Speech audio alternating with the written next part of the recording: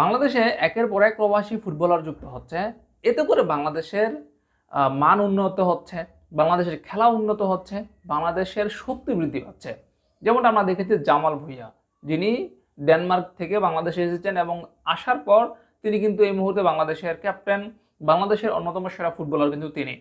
তো এরকম প্রবাসী ফুটবলার যারা রয়েছেন তাদেরকে যদি দলে নেওয়া যায় সেটা কিন্তু দলের জন্য ভালো।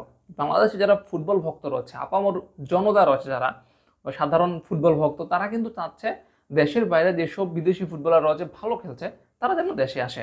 যেমন এখন হামজা চৌধুরী আসছেন, তো হামজা চৌধুরীকে নিয়ে তো আসলে পুরো মাতামাতি চলছে এবং তার মধ্যে একজন ফুটবলার যিনি ইংলিশ প্রিমিয়ার লিগ মাতাচ্ছেন, তিনি আসছেন বাংলাদেশ জাতীয় দলের জন্য, জাতীয় দলের হয়ে খেলার জন্য।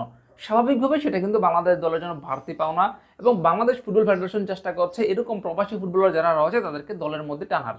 কিন্তু ঠিক এই সময়টাতে পেছন থেকে কাটি করার জন্য কিছু মানুষ বসে আছে, সাবেক ফুটবলার, অমুক ক্লাবের তমুক কর্মকর্তা।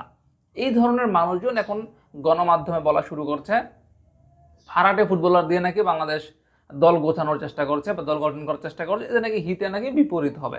তারা এরকমটা বলছে। নিজে তো পারে না, আরেকজনকে দিয়ে যে সেই কাজটা করা হবে সেটাও তারা করতে দেবে না। এটা হচ্ছে তাদের অবস্থা। এই ধরনের সাবেক ফুটবলারদের জন্য আসলে বাংলাদেশের এই অবস্থা। এবং তারা যদি বিদেশ থেকে ফুটবলারগুলো নিয়ে আসে, প্রবাসী ফুটবলারগুলো নিয়ে আসে, তাহলে ওই যে আবহানি বলেন, মোহামেডান বলেন, তাদের সিন্ডিকেট ব্যবসা তো বন্ধ হয়ে যাবে।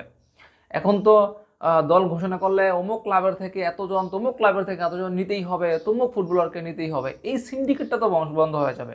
এই সিন্ডিকেট বন্ধ হওয়ার পেছন জন্য আসলে তাদের খুব জ্বলতেছে।